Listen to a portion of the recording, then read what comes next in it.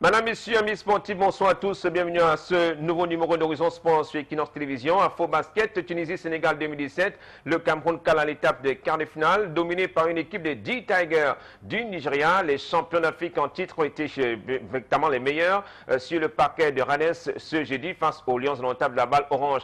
Après 2007 en Angola, les Camerounais cette fois-ci vont être spectateurs et même téléspectateurs d'une nouvelle finale de la Coupe d'Afrique des Nations seniors messieurs de basketball, encore appelé Afro-Basket, organisé par FIBA Afrique. En tennis, le Cameroun qui brille du côté de Cotonou au Bénin grâce à la championne du Cameroun, Linda Elundou Claire, qui s'est qualifiée pour la finale de ce tournoi ITF Junior sur le continent africain. Une prouesse pour cette jeune tenniswoman du Cameroun qui fait ainsi briller l'étendard du Cameroun hors de nos frontières. Nous parlerons également des Lions indomptables du Cameroun, diagnostic d'une élimination des Lions qui vont rater ce grand rendez-vous de la Coupe du Monde 2018 en Russie. Dans la tanière, quelques rendez-vous ce week-end.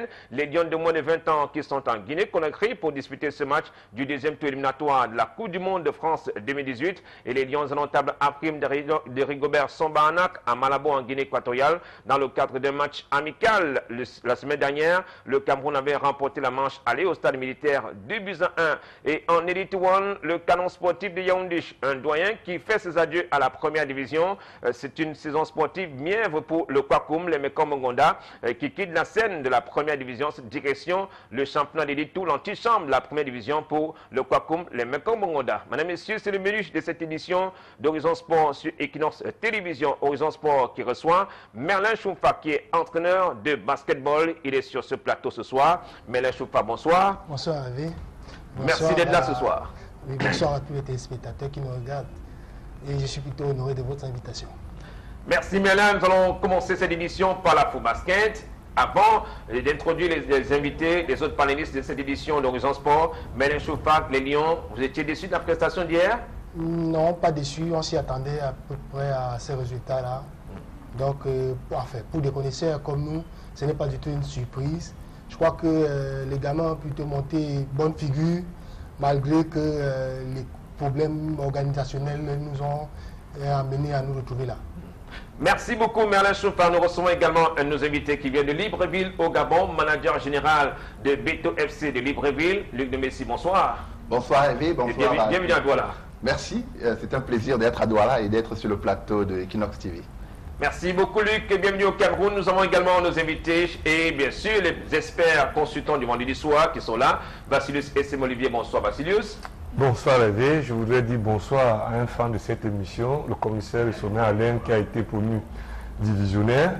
C'est pas de tous les jours et bien évidemment dire un bonsoir à tous nos fidèles téléspectateurs. Merci Vassilius, monsieur Kalamouche est également là. Clément Zeko, Kalamouche. Et à la fin, il y a que la sueur qu'il faut.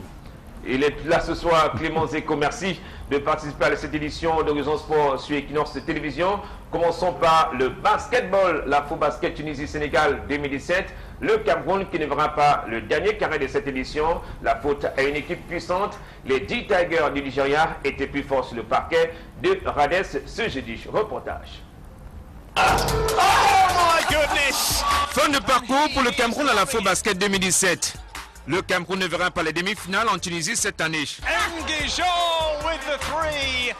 Le match contre le Nigeria, champion d'Afrique en titre, était le premier véritable test dans ce tournoi pour le capitaine Joe et ses coéquipiers. Un duel entre les meilleurs marqueurs du premier tour, le Nigérian Ike Diogou et le Camerounais Benoît Mbala qui a tourné en moyenne à 18 points par match. Les D-Tigers du Nigeria, très rassurants sur le parquet des Rades, profitent de la maladresse des Lions pour prendre les devants au premier quart-temps 25-18. Au deuxième quart-temps, les Lions indomptables se relancent dans la partie grâce au coup de génie de Benoît Mbala et Ngidjol, 13-3 au tir à 3 points.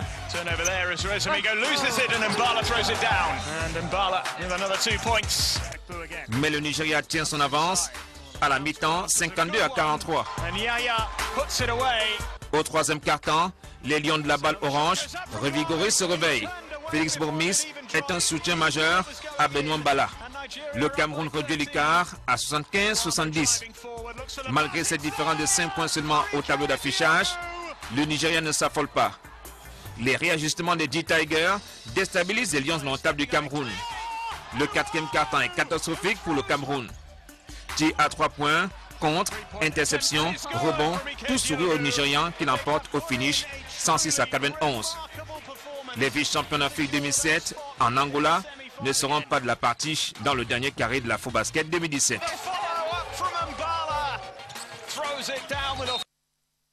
Au quatrième quart-temps de cette rencontre des quarts de finale, Djougou et ses coéquipiers étaient sans pitié pour les Lions indomptables du Cameroun de la balle orange, éliminés ainsi à l'étape des quarts de finale. Mais les chauffards, à la lecture de cette confrontation, une équipe camerounaise qui a pourtant bien démarré, sans complexe, ce match face aux champions d'Afrique en titre, avant de craquer dans la deuxième partie, surtout au quatrième quart-temps. Tout à fait. Il faut remarquer que sûrement le staff technique a fait un travail de monitoring préalable qui a permis de se rendre compte que sur le plan statistique, les deux équipes étaient pratiquement au même niveau au premier tour. Mais nous pressentions déjà qu'il devait y avoir un véritable problème d'expérience en ce qui concerne notre jeune groupe. On a un jeune joueur, des jeunes joueurs notamment, un jeune comme Benoît Bala qui joue pratiquement son premier Afro-Basket, première présélection, première sélection, première compétition, qui fait des choses merveilleuses. Ça ne pouvait pas tenir longtemps parce qu'on a malheureusement une équipe qui a des difficultés énormes sur plusieurs plans, notamment sur le plan défensif et à l'intérieur. Donc le Nigeria a profité de ses atouts majeurs et nous a filé, je veux dire, à ce niveau de la compétition, 15 points c'était un score fleuve, même si pour les autres, 15 points c'est pas grand chose, 15 points c'est un sport extrêmement fleuve lorsqu'on a un Afro-Basket. Ça se joue à 2-3 points. Et là, nous avons pris 15 points. Je pense qu'il va falloir réfléchir sur l'organisation du basketball dans le futur. Allez, des paniers ratés en début de la rencontre, manque de concentration, manque d'expérience pour ces jeunes. Je pense qu'il y a aussi un peu de flouze de la part de ceux-là. Vous vous imaginez Félix Thierry Bormis qui méritait, et Ben Bala, bon, au Cameroun on le connaît beaucoup plus sous le nom de Menjana. C'est des jeunes joueurs qui auraient mérité d'être au dernier Afro-Basket. Je crois qu'ils n'y ont pas été. Il y a des joueurs qui sont allés au dernier Afro-Basket pour rien inutilement. Ça aurait permis de préparer cette jeune génération-là à pouvoir prendre les rênes plus tard. Donc ils arrivent aujourd'hui. La charge est un peu lourde pour eux. Et je pense que c'est ce qui a le plus pesé dans ce match-là. Un gros manque d'expérience, un gros manque de confiance qui a finalement flanché pour le Nigeria par la suite. Le Cameroun, maudit par une programmation, tombé sur un géant, sur le champion d'Afrique en titre. Et là, il n'y avait pratiquement pas les armes côté camerounais pour résister Clément Zico. Oui, quand on regarde compte, mais il ne faut pas éluder le fait que nous avons eu quelques soucis et nous n'avions pas nos ténors qui pouvaient nous amener à tenir la dragée au Tout comme le Nigeria. Oui, non, moi je parle du Cameroun. Le Nigeria a ses problèmes et les Nigériens vont pouvoir les résoudre. Moi, je suis Camerounais, je suis concerné par le problème du Cameroun. Et je me rends compte qu'effectivement, cette équipe-là m'a donné beaucoup d'espoir. Et je pense que je porte encore cet espoir à la voir se déployer sur le terrain. Et eu égard à sa jeunesse, sa naïveté, et il vient de le relever. Il y a que nous n'avions pas tous nos tenants. Et si on avait nos tenants, je crois que même si on perdait, on n'aurait pas perdu avec ce, entre guillemets, score fleuve de 15 paniers de différence. Mais seulement, remarquons que les jeunes qui ont été là, au-delà du fait qu'ils soient blanc-bec, laissent avoir que si un encadrement adéquat est donné, on peut aller plus loin et on peut pouvoir compter avec eux. Maintenant, nous n'allons pas toujours justifier nos tares par notre mauvaise organisation. C'est à nous maintenant de rentrer dans une organisation qui donne la possibilité d'être une nation capable de programmer des choses, de les projeter et de savoir qu'est-ce qu'on doit faire dans une Olympiade, dans 2 ou dans 3. Nous sommes toujours à pied levé, c'est à l'instant et maintenant là, c'est toujours à ce rythme-là que nous travaillons dans tous les domaines. Et c'est pour cette raison que malheureusement, le Cameroun qui a un fort potentiel ne brille pas de mille feux simplement parce que ce potentiel n'est pas bien exploité. Vassilio, cette équipe avait-elle les moyens de faire plier une équipe comme les D-Tigers du Nigeria? Effectivement, je pense que même s'ils n'avaient pas les moyens, je partage l'avis qui voudrait que l'écart quand même de 15 points était un écart assez énorme. Cette équipe avait des moyens, mais elle a péché dans un manque de constance parce qu'elle a eu un parcours atypique. À la première rencontre, dans les matchs de groupe, elle a réussi quand même à prendre un avantage de 12 points, à se faire remonter et à se faire battre Donc à la deuxième rencontre, vu l'échéance de la qualification, les jeunes se sont bien battus, ça il faut le dire. Et ils ont miné les 4 quarts temps dans la deuxième rencontre. Ils ont fait vraiment preuve de réalisme, d'efficacité, malgré l'absence de véritables leaders. Il faut dire ici que Mbala, qui a été le meneur de cette équipe, aussi jeune première participation avec de meilleures statistiques, a quand même su relever la tête. À la troisième rencontre, on a failli ne pas se qualifier parce qu'on mène 2 quarts temps et puis à la deuxième mi-temps, dans le troisième quart temps, on commence à fléchir et le quatrième quart temps, il faut vraiment des efforts surréalistes pour pouvoir se qualifier. Donc il va de soi que lorsque on rencontre une équipe comme le Nigeria qui est assez expérimentée, qui a aussi quelques absents, mais quand même deux anciens qui sont là pour encadrer cette nouvelle équipe, face, n'est-ce pas, le Cameroun a montré... Diogou qui était pratiquement un ténor, patron des vestiaires, qui savait comment encadrer. Monsieur a tout fait. Effectivement, ce qui a manqué au Cameroun, parce que si on avait un garçon comme Lumba Mouté, avec ce que ces jeunes-là ont montré, avec un collectif qui est en place et tout, je pense que là, on pourrait avoir de la place pour tutoyer cette équipe du Nigeria. Mais malheureusement, à un moment donné, il faut reconnaître le résultat qu'on a, être satisfait de ce qu'on a pu faire parce que ça a été limite. Et comme le disait Clément, il faut travailler davantage, se donner des moyens d'aller un peu au-delà parce que quand on regarde les combinaisons des quarts de finale, on se rend quand même compte que quasiment c'est tous les géants d'Afrique qui sont là. Et moi je dis, l'Afro-Basket c'est un rendez-vous énorme. Et cet Afro-Basket est en train de montrer que davantage le continent africain commence à avoir des basketteurs assez huppés. Donc si le Cameroun veut être au niveau des autres, il faut continuer à travailler davantage. Allez, il y avait déjà des signes dans le premier match contre les Aigles de Carthage de la Tunisie. On a vu une équipe pratiquement qui a été démontée par la Tunisie. Pourtant, elle est vraiment entrée dans la compétition, mais montée en puissance face à la Tunisie, Luc Numissi. Tout à fait. Je pense que c'est là où on perd d'ailleurs la compétition. Je pense que, tu as dit tout à l'heure, est-ce que c'est une malédiction? J'ai envie de dire qu'on a peut-être la malédiction de la mal-préparation. Une compétition se gagne ou se gagne dès le premier match. Oui. Et ce premier match gagné, qui était tout à fait à la portée des Lions indomptables, aurait permis d'éviter le Nigeria à ce niveau de la compétition. C'est-à-dire, on sait très bien qu'ils sont les plus géants. Et c'est la même erreur que nous avons commise il y a quelques semaines avec les filles.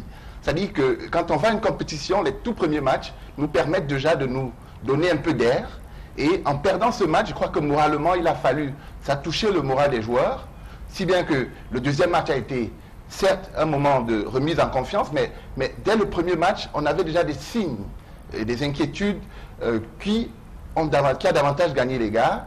Et moi, je pense que c'est à ce niveau, d'ailleurs, qu'il faut voir la perte de cette compétition. Mais dans ce match, maintenant, est-ce que l'équipe présentait déjà des limites? Tout à fait. Je veux dire qu'à partir du match de la Tunisie, on s'était déjà rendu compte de ce que le Cameroun aurait véritablement d'énormes difficultés face aux adversaires qui savent véritablement jouer au basketball.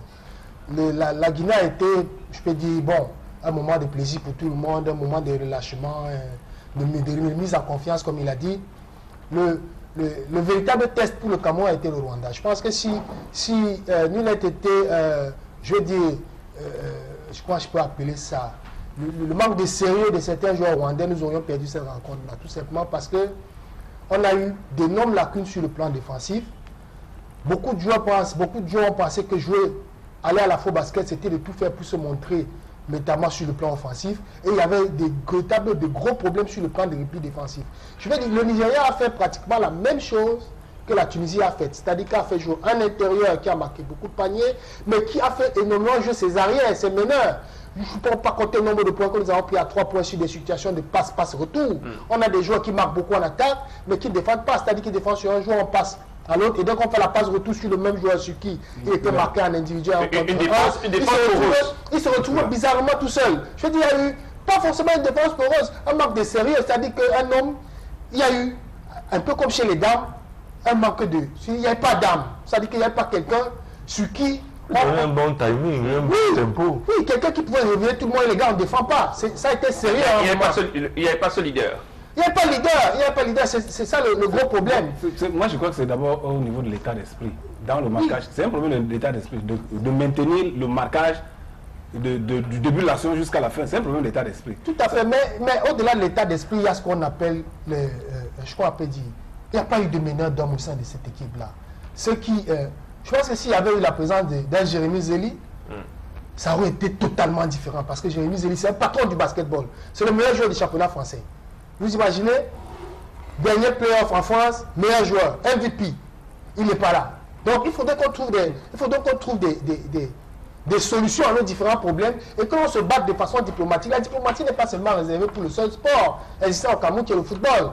C'est ça un peu de croire qu'on devrait faire seulement la diplomatie pour le football. Nous devions aussi faire la diplomatie pour le basket. Les joueurs étaient au Cameroun, encore en stage, quand Jérémy Zéli était en congé au Cameroun.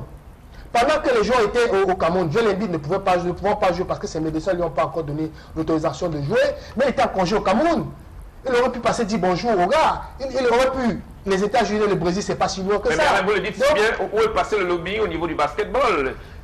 Le lobbying ne doit pas se faire uniquement au moment du renouvellement des organes de gestion d'une fédération. Le lobbying doit se faire également pour attirer les meilleurs joueurs au sein des différentes sélections nationales. Il faut que tu te dises qu'il y a un véritable manque de professionnalisme dans la gestion de notre fédération. Je m'attaque à personne, mais c'est sérieux, ça saute aux yeux.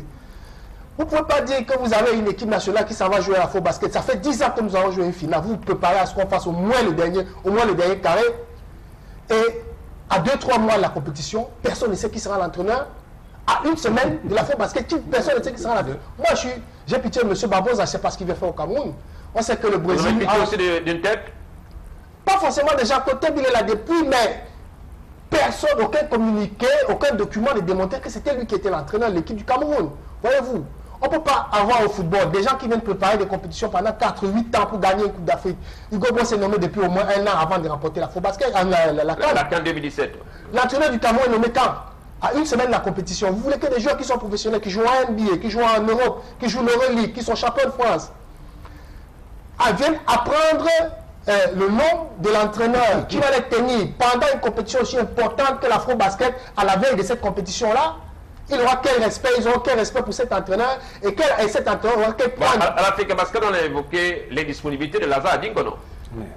Les disponibilités de Lazare Adingono ne veut pas dire qu'on devrait rester dans l'improvisation. Lazare Adingono est entraîneur de cette équipe nationale depuis 10 ans.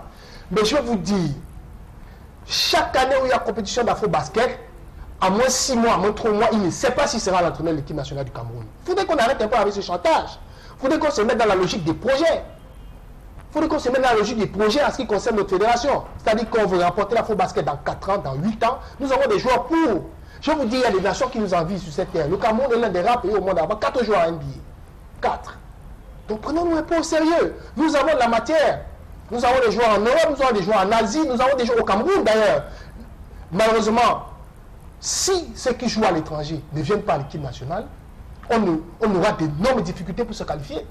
Tout simplement parce que nous avons un championnat, mais une organisation qui ne va pas du tout. Une organisation qui ne va pas. Vous ne pouvez pas avoir 10 équipes dans un championnat qui est dit d'élite. Du jour au lendemain, ils se retrouvent à 8 équipes. Et à 8 équipes, on joue un championnat en phase aller simple pour aller jouer des playoffs. Après, ça ne fait pas 10 matchs la saison. À NBA, on joue 82 matchs. Vous voulez comparer? Mais les États-Unis seront toujours devant tout le monde. La France est autour de 30, 35, 40 matchs. Elle est en train de tout faire pour rattraper le retard. Nous, qu'est-ce qu'on fait? On est plutôt en train de régresser dans l'organisation. Nous sommes plutôt en train de faire des gigantesques pas en arrière. Et ça fait que l'autorité administrative ne nous prend pas au sérieux. Elle ne nous prend pas au sérieux. Voilà, on a une équipe qui est capable, on a des jeunes qui sont capables de faire des choses. Maintenant, il faudrait que nous soyons capables de nous organiser nous-mêmes. C'est ça le problème. On a envie de dire à tout le mouvement sportif du basketball, réveillez-vous. Réveillez-vous, il y a le potentiel. Oui. Il y a un potentiel énorme réparti sur la planète, mais il faut exploiter ce potentiel. Le Cameroun est un vivier de sportifs. Mais malheureusement, ce vivier n'est que du potentiel. Et pour transformer le potentiel en capacité, en performance, il faut un travail. Un travail de terrain, un travail sérieux, un travail de management, un travail de projection, un travail de planning. Et il se trouve que en dehors de ceux qui font rebondir le ballon pour mettre au panier, qui peuvent s'entraîner tous les jours, les autres attendent la veille des échéances pour se demander qu'est-ce qu'il faut faire. Non. Aujourd'hui, disons-nous déjà qu'est-ce que nous allons faire dans 8 ans. Qu'est-ce qu'on fait dans 8 ans? Et s'il y a une compétition dans 8 ans, comment est-ce que nous la préparons pour arriver prêt dans 8 ans? Lorsqu'on s'est séparé la dernière fois avec les Mba Amouté, on avait l'impression qu'effectivement, cette équipe-là est à un pas pour devenir championne d'Afrique. Et effectivement, le seul pas qu'il fallait faire, on ne l'a pas fait. Au contraire, on se retrouve avec un groupe moins que celui qu'on avait il y a 2 ans et qui pouvait nous donner le pas à franchir pour atteindre ce trophée-là. Juste parce que ceux qui ont la charge de s'occuper de cet aspect de la compétition ne l'ont pas fait. Vraiment, n'ayons pas peur de mots. Comme il est du basket, c'est comme ça qu'il est du foot, qu'il est du hand, qu'il est du volley, qu'il est de l'athlétisme. Donc, le mouvement sportif camerounais souffre de cet aspect-là, de son administration, de son planning et de sa conception. Il faut pouvoir concevoir pour pouvoir orienter les formations. Aujourd'hui, là, c'est au petit bonheur la chance. Les générations spontanées. Un jour, en passant dans la rue, un enfant vous tape dans le parce qu'il fait quelque chose. Et après lui, on fait quoi?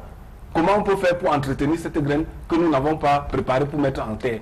Maintenant que nous avons quand même la chance d'avoir cette graine-là, comment faire pour que les autres imitent? Parce que, même dans la génération spontanée, lorsque vous trouvez un sportif de haut niveau, sa prestation fait en sorte que les autres enfants voudraient, par mimétisme, ressembler à celui-là. Et ça crée de l'émulation à l'intérieur de l'enfant. Et sur 4 ou 10 ou 20, on peut tirer 2. Qu'est-ce que nous faisons? Rien. C'est ahurissant de dire d'entendre que le championnat camerounais de basketball a 10 matchs. C'est vraiment ahurissant. Ailleurs, on fait 82 matchs. Ailleurs, on fait 42. Non, c'est vraiment ahurissant. Il faut un temps soit peu que si nous voulons faire le sport, si nous voulons vraiment gérer le sport, que nous nous remettions dans le sillage. Parce que c'est une science. La gestion du sport, c'est une science. Il faut vraiment se mettre à cette école-là. C'est très impatient. Oui, mais non, je pense qu'il y a un aspect qu'on effleure juste. C'est le problème du climat au sein de nos équipes. Parce que on fait fi des défections qu'on a eues dans cette équipe. Il y a pas mal de bons joueurs qui aiment leur pays, qui ne viennent pas. Et je crois que c'est des signaux qu'ils nous envoient. Voilà, c'est des signaux qu'ils nous envoient. C'est pas un manque de patriotisme. Ça veut dire qu'il y a quelque chose qui ne va pas. Et le basketball est un sport collectif. Et quand on parle de sport collectif, il y a le temps de bâtir un esprit qui pousse l'équipe à la victoire. Et je pense que dans toutes les analyses que nous faisons, même sur ce plateau, on effleure simplement cette question de climat. Qu'est-ce qui ne va pas? Parce que c'est vrai, il faut se réveiller, mais avant de se réveiller, je pense que les gens sont très, très éveillés même d'ailleurs. Il y a un signal que ceux qui ne sont pas venus nous envoient. Pourquoi ils ne viennent pas? On parle de 4 joueurs à la NBA, on parle ainsi de suite. Pourquoi ils ne viennent pas? Je pense que Merveille parlait de diplomatie, mais je pense qu'il faut faire un diagnostic du climat au sein de la fédération et peut-être de l'équipe nationale de basketball. C'est mon point de vue sur allez, nous allons revenir d'abord à ce match. Oui, Vassilios.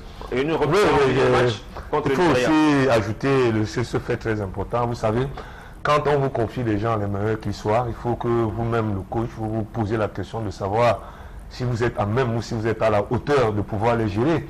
Alors, quand un coach arrive pour une semaine pour une compétition aussi prestigieuse, à quel moment est-ce qu'il a su connaître l'efficacité, juger, comment la fonctionnalité de son groupe, tout ça, ça rentre dans ce que Luc a appelé état d'esprit, et donc la connaissance du groupe lui-même pour pouvoir en tirer le maximum, n'est-ce pas, de tout un chacun pour aller vers la performance. Donc c'est autant de choses qu'il faut voir qui interpellent l'organisation, le climat, l'état d'esprit, pourquoi de ci et pourquoi de ça.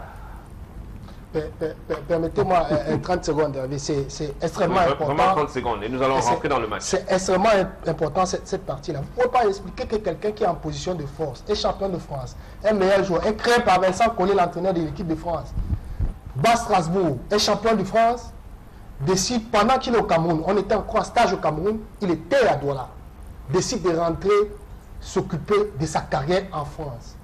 Pourquoi? Parce que nous ménageons très mal. Vous ne pouvez pas expliquer, moi j'ai vu une interview de Kenneth Kadji qui dit qu'il a sa saison, il y a préparation, machin, truc, et tout, venir rappeler l'anglais, c'est bien beau. Mais en même temps, en Turquie, se jouait l'Eurobasket et se joue encore l'Eurobasket à nos jours. Il y aura tout le mal du monde de nous expliquer que les Turcs auraient refusé qu'ils viennent jouer pour son pays, alors qu'eux-mêmes organisaient l'Eurobasket chez eux. Donc, c'est un problème. Je pense qu'ils ont voulu nous envoyer un signal, comme vous dites, et malheureusement, ce signal-là ne sera peut-être pas capté et on ne résoudra pas ce problème-là. Véritablement, il faudra qu'on s'y planche et qu'on voit ce qui ne va pas pour que certains joueurs refuse délibérément de venir. On a eu le cas de Luc Richard Bamoute, c'est vrai qu'il a signé un nouveau contrat au Houston Rockets, mais il est dans une situation où il était en position de vote, il pouvait venir jouer à la basket. Donc, c'est toujours possible. On a eu Landry Noko a signé à NBA pendant qu'il était en stage au Brésil. Donc, on comprend qu'il soit parti précipitamment. Franck Choubaï a eu un problème avec son club pendant qu'il était en stage avec les joueurs au Brésil. Donc, ça il y a eu une compilation des défections. Oui, mais certaines sont volontaires, d'autres sont contractuelles. Et quand vous avez des défis contractuels, vous allez d'abord résoudre ces problèmes-là parce que, quel que soit ce qu'on va vous dire, une participation à la basket ne vous signera pas du jour au lendemain un contrat pro. Voilà. Allez, pour revenir à ce match, Melen Choufak et les autres, alors parlons d'abord des 4 cartons de cette rencontre contre le Nigeria, les D Tigers. Le premier carton a été remporté par le Nigeria 25-18. Deuxième carton également remporté par le Nigeria 27-25. Mais le troisième carton, on a vu une équipe du Cameroun qui est revenue au sommet. Victoire du Cameroun dans ce troisième carton 27-23. Une différence de 4 points dans ce troisième carton grâce à ce monsieur géant, Ben Bala. Et la destruction totale du Cameroun au 4e carton, le Nigeria qui revient au sommet 31-21 pour une victoire 106-91. Alors, Melen Choufak, vous êtes entraîneur, coaching, qualité des joueurs, pourquoi véritablement cette destruction au 4e carton? Mauvaise attitude défensive. Dès que je le dis, tout le monde le comprend. Et ce qu'on a, les attitudes défensives ne se changent pas en une semaine. On a eu 3-4 jours pour préparer les quarts de finale. Mais depuis déjà le match contre la Tunisie, on s'était rendu compte qu'on avait véritablement des mauvaises lacunes et des mauvaises attitudes défensives. Je veux parler pour que tous les gamins de l'école primaire puissent me comprendre. Lorsque vous êtes joueur de basketball, si vous n'arrivez pas à plier les genoux en défense, vous n'êtes pas utile à votre équipe, vous ne pouvez pas défendre. Donc on a eu ces problèmes-là. Des joueurs qui se font battre sur un crossover ou sur un départ direct, sur un dribble, 2 dribbles se font battre pour causer des problèmes à l'intérieur. Donc, contre la Tunisie, on faisait quasiment une faute à chaque attaque de la Tunisie. Et ça a été le cas pareil pour le Nigeria au 4e quart-temps. À la fin du 3e quart-temps et au 4e quart-temps. À chaque attaque, parce qu'ils jouaient extrêmement vite, ils jouaient rapidement, ils jouaient sur contre-attaque et sur transition. Les joueurs n'ont pas trouvé les solutions parce qu'on avait certains qui traînaient, qui n'arrivaient pas à courir. Et ceux qui couraient se retrouvaient en surnombre. C'est-à-dire que l'adversaire est 3 contre 2, c'est un panier. 2 contre 1, c'est un panier. 4 contre 3, c'est un panier. Donc, c'est des situations qui nous sont arrivées. On a eu un gros manque de discipline. Beaucoup ont refusé de se sacrifier. Et il y a aussi un fait, c'est qu'on ne change pas les attitudes défensives en une semaine. Ce n'est pas possible. Lorsque vous avez pris des habitudes de ne pas beaucoup défendre, vous ne changerez pas en une semaine. Ça vous prendra un peu plus de temps que ça. Parce que vous aurez le temps, vous aurez un peu de 15 jours, voire plus, pour comprendre que l'équipe a besoin de vous dans un secteur de jeu donné. Donc c'est ça qui nous a posé véritablement problème contre le Nigeria, notamment à la fin du match.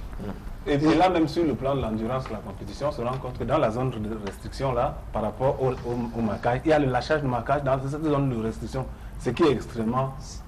C'est lié aux attitudes défensives. Vous avez un joueur, quand il va à l'aide, et que celui qui est censé aller suppléer n'est pas revenu à temps parce qu'il n'a pas pris l'attitude défensive nécessaire d'être fléchi.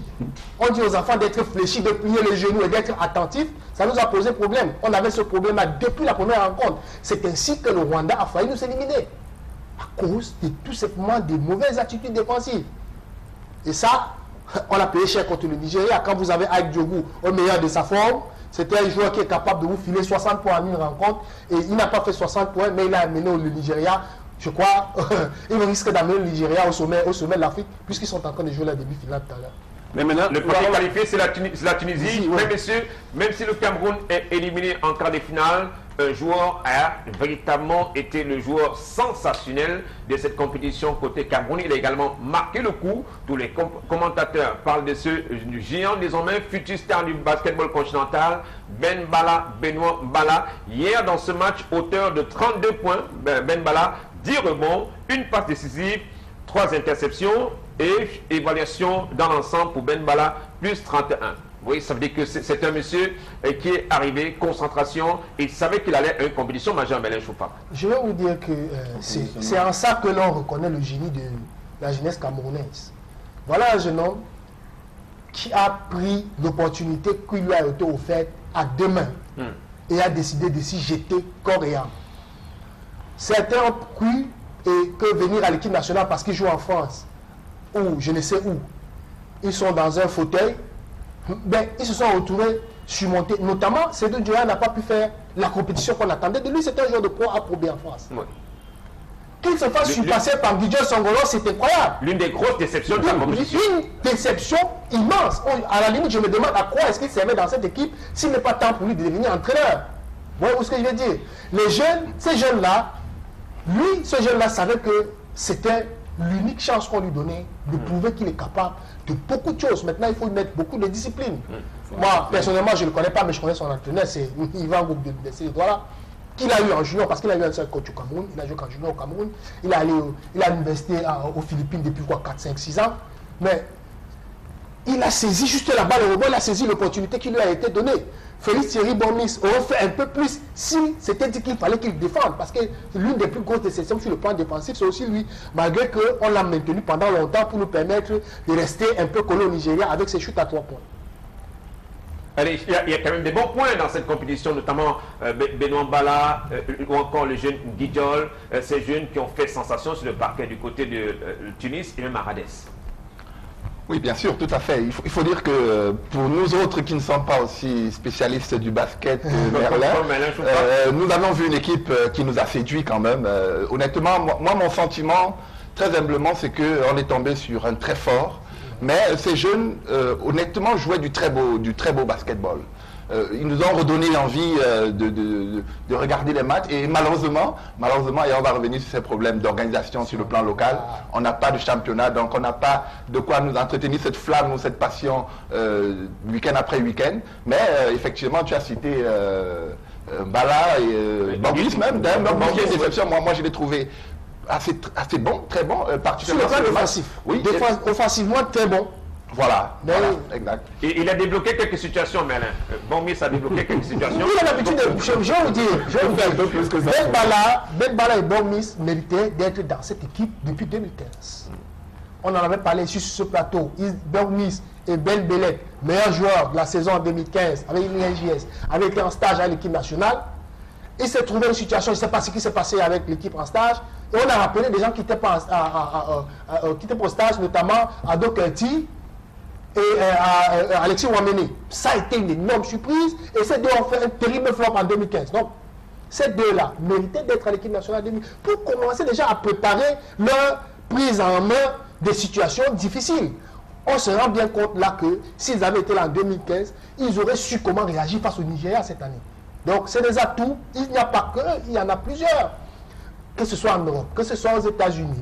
Vous entendrez bientôt parler du jeune Elamé qui a flirté avec l'équipe nationale de France des U16, qui est aux États-Unis aujourd'hui, qui est un joueur, un meneur d'un autre niveau. Vous entendez parler, parfois on va vous dire, François Zébazé, c'est une décision parce que décision de faire les études supérieures en Tunisie et de laisser un peu le basket. Il y en a plein comme ça. Il faudrait que nous mettions sur pied, que le Cameroun réussisse à mettre sur pied des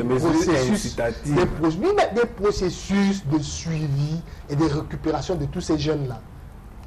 Des processus de suivi et de récupération. Parce que nous n'avons pas les mêmes infrastructures que les Asiatiques, mais nous ne suivons pas très souvent les joueurs qui partent dans toutes les directions. Nous, on a aujourd'hui un problème d'intérieur, mais Ingrid Sewa, c'est un joueur. Les entraîneurs peuvent te donner plein de noms. Donc, il faudrait que l'on mette... Il faut établir un bon fichier, recenser tous ces joueurs. Tout à fait. Et surtout, organiser un championnat digne de ce nom au Cameroun. Que ce soit pour les messieurs, les dames, toutes les catégories. Nous savons que les équipes nationales des catégories inférieures, que ce soit en dame ou en monsieur, n'existent pas. Mais de grâce, au moins qu'au niveau des seniors, que l'on sente qu'il y a quand même quelque chose qui est préparé en dessous.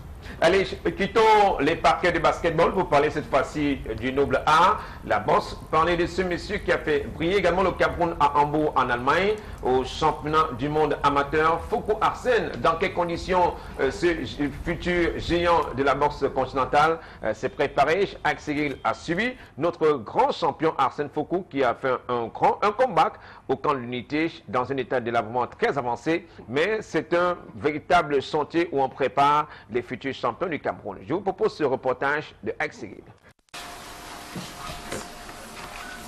Médaillé de bronze Au dernier championnat du monde de boxe amateur en Allemagne, Arsène Fokou a été célébré au ministère des Sports et de l'Éducation physique. Persévérez dans vos efforts. Ici, au niveau du ministère des Sports, vous trouverez toujours l'appui nécessaire. Je puis le promettre à vos responsables techniques compétents et dans l'immédiat, la direction technique compétente, monsieur le DAG, vous verrez avec le président de la FECABOX pour que les dispositions particulières soient prises afin qu'ils bénéficient d'une prime spéciale en attendant de voir. Mais cette réception en grande pompe cache mal les conditions pour le moins difficiles dans lesquelles l'unique médaillé africain au championnat du monde 2017 de boxe amateur s'est préparé. Notre gouvernement doit aussi faire mieux aussi d'aménager le camp d'unité. C'est une vieille salle déjà, mais je crois que notre gouvernement doit nous faire de grandes infrastructures aussi comme d'autres pays. Parce que vraiment quand tu es dans d'autres pays, tu t'entraînes, mais tu n'auras pas de poussière sur tes pieds, comme au camp de l'unité.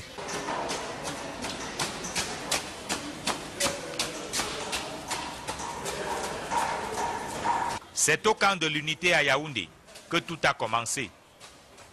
Une infrastructure vétuste dans laquelle Arsène Fokou a reçu les rudiments qui lui ont permis de tutoyer les cimes. Pour rappeler, c'est ici. Hein. Là, vous voyez notre vieux ring. Ça fait tous les jours. Nous faisons nos sparring. On se connaît ici là. Et puis, ma femme qui est avec les blessures, mais c'est ça qui fait la force. Et c'est ici. Mon père là-bas, c'est là-bas. Voilà. Quand je commence, elle commence. Et puis, vous voyez, c'est là-bas. Puis là, on est là. Tiens. Voilà. Tiens. C'est là. C'est là. Voilà. Donc ça se bat et on se retrouve quand il fait des bombes. La fois là, il sort ici, c'est là. Lection. C'est là les bombes. Hein? C'est sol nu, ça. C'est ça, sol nu, comme vous voyez avec la poussière là, le monde là.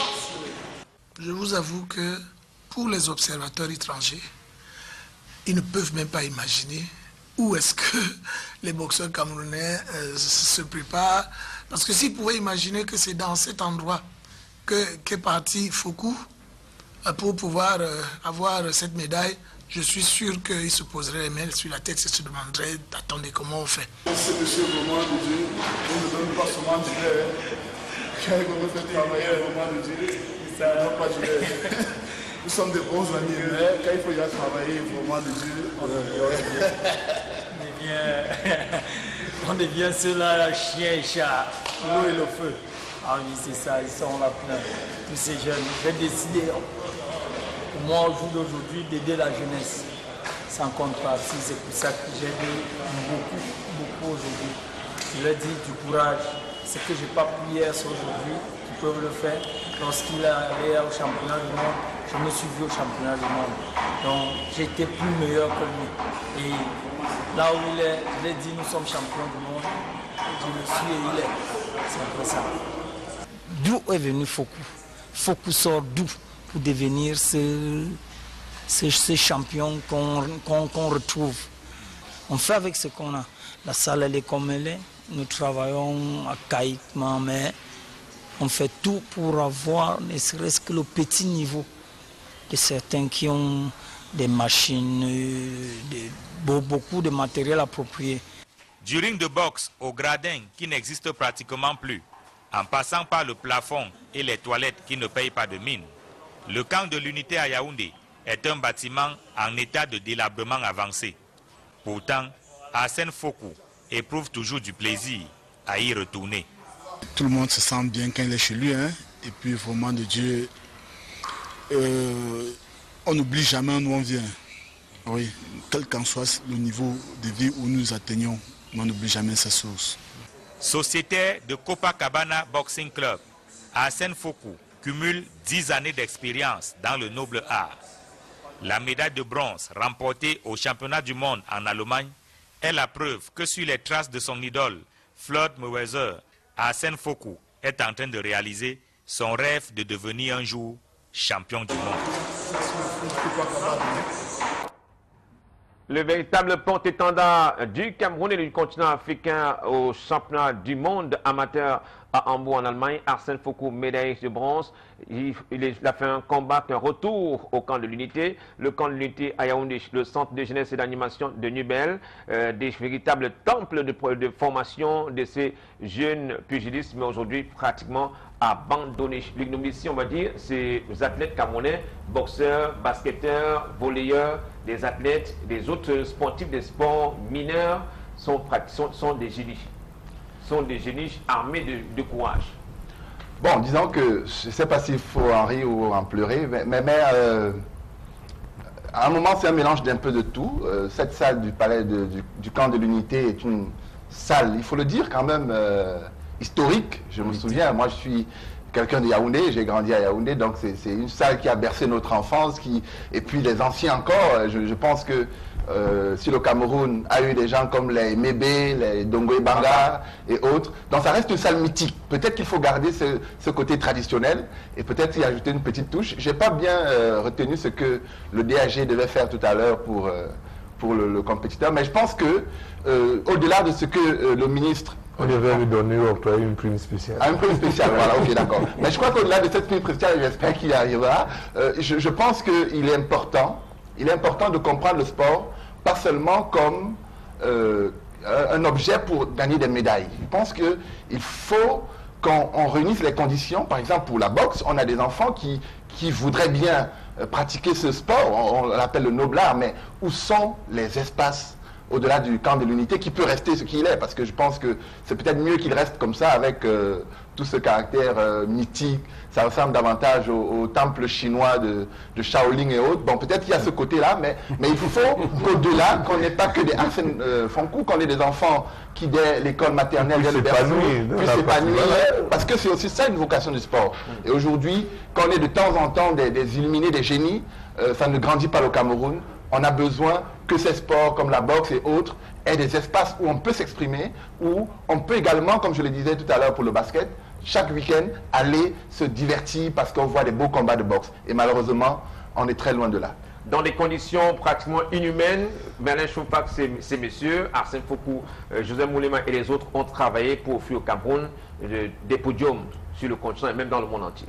Je veux parler de 700 milliards. C'est ce que va coûter la CAN 2019 au Cameroun. Est-ce que sur 700 milliards, on ne peut pas décider de venir couper 10? Sortir un pour construire une véritable salle de boxe à Yaoundé seulement. Ou bien 10 salles de boxe ou 20 salles de boxe de 500 millions dans ce Cameroun.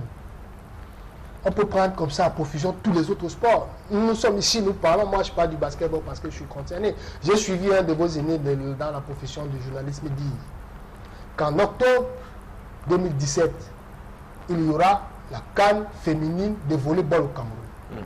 Et pour cela, la Fédération camerounaise de volleyball a demandé 400 millions de francs de francs CFA de budget. On lui en a octroyé 200 millions. Mais c'est une honte.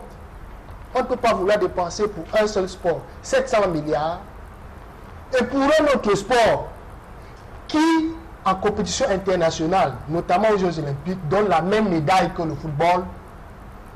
Pour ce sport-là, on refuse de lui octroyer son budget. Je crois qu'il faut respecter tout le monde. La salle, elle peut rester telle qu'elle est, mais je pense que pour les générations futures, il faudra. Parce que de jour, nous avons grandi. J'ai découvert l'Internet, j'avais déjà acheté en terminale. Mes camarades allaient même surfer, moi je n'y allais pas. Aujourd'hui, les gamins de 2 ans savent ce que c'est qu'un ring de boxe moderne. Savent ce que c'est qu'un gymnase de basketball. Savent ce que c'est qu'une piste d'athlétisme en tâton. Savent ce que c'est que les infrastructures modernes de pratique de sport. Soyons un peu décents, qu'il y ait un peu de décence dans la pratique des autres sports. Qu'il y ait un peu de décence, que l'on pense que les autres sont aussi des êtres humains comme des autres. Parce que ces bâtiments-là peuvent s'abattre sur ces jeunes. Il peut du jour au lendemain s'abattre sur ces jeunes. Vous avez vu là, c'est des piliers en fer. Ça veut dire que... Ils font des cas en bois, tout peut céder. À tout moment, vous avez vu la toiture, vous voyez les murs. Tout ça peut s'écrouler du jour au lendemain. Je voulais quand même dire, Merlin, que je pense qu'il ne faut pas aussi qu'on mette tout sur la tête de la Fédération des pouvoirs publics. Le football, quand on vend tout le temps, je pense qu'il y a aussi quelque chose de vrai dans le foot, c'est que les gens le jouent dans la rue, on le joue partout, de manière très simple. Moi, ce que je voulais peut-être mettre en exergue, c'est le fait que ce sport n'est pas vulgarisé. Il n'est pas machin. Je ne pense pas que ce soit davantage un problème de budget que de simple vulgarisation, que de simple donner l'envie de le faire un peu partout. Je parlais ici de prise en compte. La boxe, on l'a fait dans la rue. On peut même porter un ring, on le met dans la rue, on joue. Moi, j'ai appris à jouer au basketball dans la rue. Nous jouions au basketball un peu partout dans l'endroit là. Les mairies sont venues installer des gens sur des espaces verts où les enfants jouaient au football un peu partout. Ne soyez pas surpris que le football camerounais soit au niveau où il est aujourd'hui. Les enfants ont du mal à s'exprimer. Vous achetez un ballon à votre fils, je vous jure, s'il ne se fait pas renverser par la moto au bout de sa 3e sortie, avec ce ballon de la maison, il priait le Seigneur. Je vous le dis, franchement, quels sont devenus les espaces qui étaient dédiés au sport? Que sont devenus tous ces espaces-là? On y a bâti des immeubles. C'est regrettable pour nous, mais les gens ont tendance à penser que nous allons tous devenir des robots, des calculateurs qui ne sont là que pour faire du travail, des chiffres calculés, faire des plans et tout ça. Non, nous sommes des êtres humains, nous avons besoin de nous mouvoir, de nous distraire, de pratiquer des disciplines sportives, et tout c'est important. Allez, Clément, et rapidement. Oui, parce que nous parlons de boxe, je voudrais saluer vraiment, lever le chapeau au directeur technique Mouyemo. Parce que Jean-Paul Mouyemo. Jean-Paul Mouyemo. Parce que le travail qu'il fait, et je peux aussi l'accuser, nous avons les champions, parce que lui, il réussit à faire ces champions-là dans cette conditions-là. S'il avait abandonné, je crois qu'on aurait pris un peu au sérieux. Non, je ne lui dis pas d'abandonner. C'est pour ça que je le salue, pour dire, effectivement, il fait bien. Mais maintenant, de l'autre côté, il faut que l'environnement épouse la performance. Nous avons entendu, même dans le reportage, que ceux qui ont été battus par Fokou s'étonnerait de savoir que c'est dans ces conditions-là qu'il s'est préparé. Tout comme on a perdu, parce que derrière, il y a des gens comme Jean-Paul Mouyemo qui sont des entraîneurs de haut vol qui ont fait cette boxe de leur tendre enfance jusqu'à aujourd'hui et qui ont cette discipline dans le sang. Et ils ont de la peine à ne pas le faire. C'est pour cette raison que, effectivement, comme nous parlons de la boxe, je lui dis, salut l'artiste. Allez, salut l'artiste Jean-Paul Mouyemo, monsieur le directeur technique national de la FECAMOX. Parlons du Nambudo, les Lions indomptables du Nambudo qui prépare également une compétition majeure. C'est le championnat d'Afrique de Nambudo qui démarre le 6 octobre prochain à Abidjan en Côte d'Ivoire. On rappelle que le Cameroun est double champion d'Afrique. La première édition c'était à Abidjan, à Trècheville. La deuxième édition au Cameroun, au Palais polyvalent des sports, remportée toujours par les Lions indomptables du Cameroun. Les présélectionnés sont en stage. Les entraîneurs, à savoir le Chian Roger Tina et le Chian Serge Enam, préparent tout le groupe en attendant bien sûr de sélectionner tous les Nambudokas qui vont effectuer le déplacement de Abidjan en Côte d'Ivoire pour aller défendre les couleurs du Cameroun. Au tennis, les vainqueurs et champions de la Coupe du Cameroun sont connus depuis quelques semaines. En messieurs, c'est Touba, Augustin Touba qui est le nouveau détenteur du trophée. La battue en finale, Blaise Quinty, Touba désormais numéro 1 sur le plan national de lawn tennis, une discipline sportive également qui au jour le jour perd un peu de crédit au manque d'organisation des compétitions sur le plan national, l'absence également des acteurs sur la scène continentale, mais on peut déjà revenir sur cette prouesse réalisée par cette athlète, la championne du Cameroun en titre. Il s'agit de Linda Claire et Lundu, en image, Linda Claire et Lundu en image, qui représente le Cameroun au tournoi ITF Junior. Et Linda Claire et Lundu est qualifiée pour la finale. Elle a éliminé une Indienne ce jour et se va être face à une Nigériane. Certains m'ont dit encore le Nigeria, mais elle sera face à une Nigériane en finale de ce tournoi international. Un tournoi qui est organisé par ITF, International Tennis Federation. Elle a battu ce jour, c'est une Indienne, 7-5. 5-7 et 6-6, 8-6. Voilà, en finale, elle sera face à la Nigériane Tayo Adedunchi. Donc, on souhaite bonne chance à la jeune Linda Lundu Claire qui est championne du Cameroun. Nous allons écouter le champion du Cameroun chez les messieurs. Il s'agit d'Augustin Touba qui livre ses impressions à l'issue de la finale. Très satisfait parce que vu que le tournoi n'était pas d'abord facile et il y avait beaucoup de motivation, je tiens d'abord à remercier Minchimi pour tout ce qu'ils font pour moi et m'encourager à aller vers l'avant. C'est vrai que nous étions 3. 2 se sont arrêtés à mi-chemin, Dieu merci, j'ai essayé de satisfaire l'équipe. Coenty, c'est un adversaire que c'est vrai qu'on se connaît depuis et en plus il ne joue pas mal. Donc moi j'ai essayé de jouer mon tennis que je connais parce que si je sortais de mon registre, il allait essayer de s'imposer. Voilà, qu'est-ce que va faire votre force cet après-midi? Bon, c'est au niveau plus de la concentration, je ne peux pas dire autre chose. Ntouba, champion du Cameroun chez les séants, monsieur en tennis. Parlons des patins à roulettes. Le Cameroun qui va également vibrer dimanche prochain à Bonakwamo Aquadouala. Ce sera la grande finale, la clôture de la saison sportive de la Fédération camerounaise de patins à roulettes. Une compétition qui va démarrer à 8 h. Et les grands champions des différentes régions sont attendus. Le centre, le littoral, le sud, le sud-ouest et l'ouest. Tous seront là pour le coup d'envoi de cette grande finale de la saison sportive de la Fédération camerounaise de patins à roulettes, une discipline sportive qui a déjà été enregistrée dans le registre des disciplines olympiques. On parle de skateboard, la course de vitesse et le slalom. Donc rendez-vous dimanche prochain pour la clôture de la saison sportive à la Fédération camerounaise de patins à roulettes. Allez, tournons la page des sports 10 000 heures pour parler de football. La 31e journée du championnat des Ligue 1 bouclée en milieu de semaine. Le stade de Saint-Angès le temps, les supporters qui ont tremblé. El Pacha, l'oiseau de la Ménoire, qui a arraché l'égalisation une extremis, son buteur blessé, mais cette équipe de El Pacha s'accroche et veut assurer son maintien dans le cercle du championnat des Ligue 1. Voici le reportage que nous propose l'éclair Tchakem dans la cité climatique.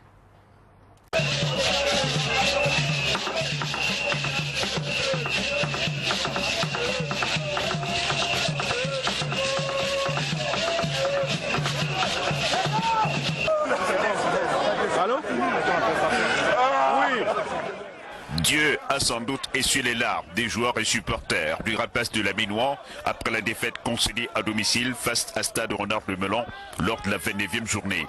Beaucoup d'eau a coulé sous le pont. D'abord, la victoire en déplacement contre Feutu de Banjoun et un match nul à domicile contre APG de Fou, un but partout ce mercredi lors du match en retard de la 31e journée.